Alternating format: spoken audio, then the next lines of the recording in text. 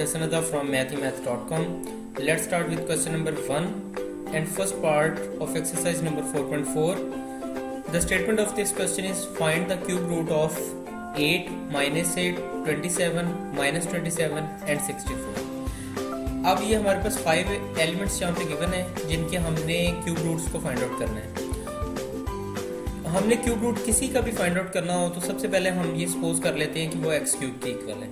जैसा कि हम इसी क्वेश्चन का फर्स्ट पार्ट लेते हैं, इसके अंदर हम 8 के क्यूब रूट फाइंड आउट करते हैं। तो हम ये सबसे पहले तो ये सपोज कर लेते हैं कि X cube is equal to 8। अब यहाँ पे 8 प्लस में है, ये इक्वल साइन के दूसरी साइड पर जाएगा तो ये माइनस में चला जाएगा। सो ये X cube minus 8 is equal to 0 हो जाएगा। अब नेक्स्ट स्टेप में ये जो 8 है इसको हम लिख सकते हैं 2 क्रॉस 2 क्रॉस 2, यानी 2 3 टाइम्स अगर मल्टीप्लाई होता है तो ये 8 आ जाता है।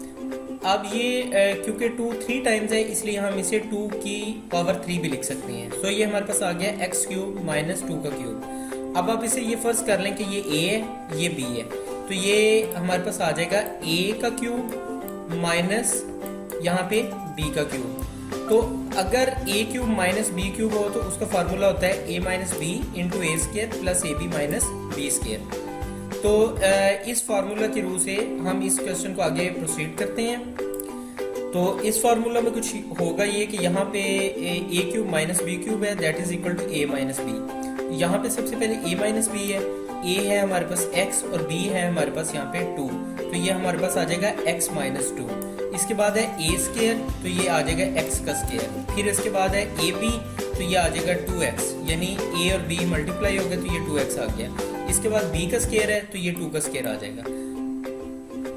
अब ये x माइनस 2 इंटू ये हमारे पास आ जाएगा x square plus 2x plus 2 का square 4 and the whole is equal to 0। अब आप ये देखिए कि ये दोनों पेयर्स, एक ये और एक ये, दोनों 0 के इक्वल हैं, इसलिए हम इन्हें सेपरेटली 0 के इक्वल पुट कर लेते हैं। यहाँ पे इनको दोनों को 0 के इक्वल पुट किया, यहाँ से एक x की वैल्यू तो आ गई 2। और इस क्वेश्चन के इस पार्ट को हम क्वाड्रेटिक फार्मूला के थ्रू यहाँ पे इसको हम सॉल्व कर लेते हैं। तो क्वाड्रेटिक फार्मूला में हमें कोफिशिएंट्स की जरूरत होती है, सो हम इस इक्वेशन के अंदर से कोफिशिएंट्स को ले लेते हैं। यहाँ पे x स्क्वायर के साथ है 1, सो a इज इक्वल टू 1 आ गया, b is equal two plus 2 आ जाएगा, c is equal two plus 4 आ जाएगा। सो ये a b और c की वैल्यूज हमने यहाँ ले ली। अब जो हमारे पास क्वाड्रेटिक फार्मूला होता है, ये क्वाड्रेटिक फार्मूला कुछ इस तरह से होता है कि x is equal to minus B plus minus square root of B square minus 4ac over सारे के डिनोमिनेटर 2a।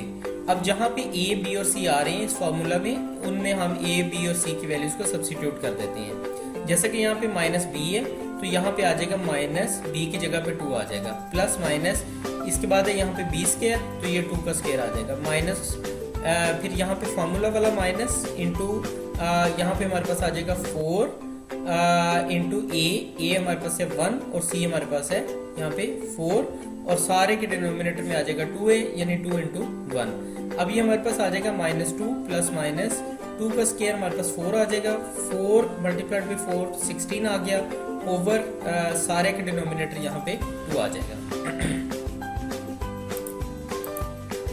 नेक्स्ट स्टेप में यहाँ ये होगा कि 4 माइनस 16 इज इक्वल टू 12 आ जाएगा। अब इस 12 को हम फर्दर स्प्लिट अप कर लेते हैं इस तरह से कि ये 4 मल्टीप्लाइड बाई 3। अब ये जो 4 है, 4 का अगर हम स्क्वायर रूट लें तो ये हमारे पास 2 आ जाएगा।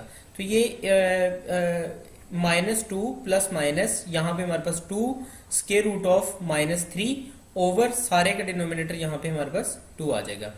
इसके बाद हम इन दोनों में से 2 को कॉमन ले लेते हैं। 2 को हमने कॉमन लिया, ये हमारे पास आ गया minus 1 plus minus square root of minus 3 over 2।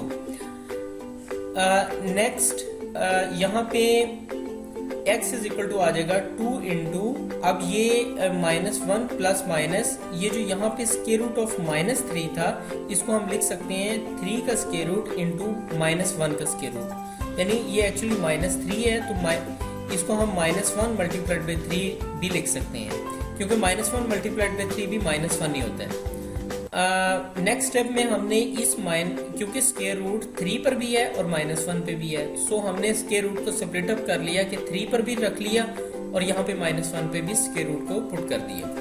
अब जो ये -1 का स्क्वायर रूट होता है that is equal to iota, ये अयोटा होता है। तो हम यहाँ पे -1 plus minus square root of 3, -1 के स्क्वायर रूट की जगह पे हम अयोटा लिख देते हैं और सारे का बटा हमारे पास 2 आ जाएगा।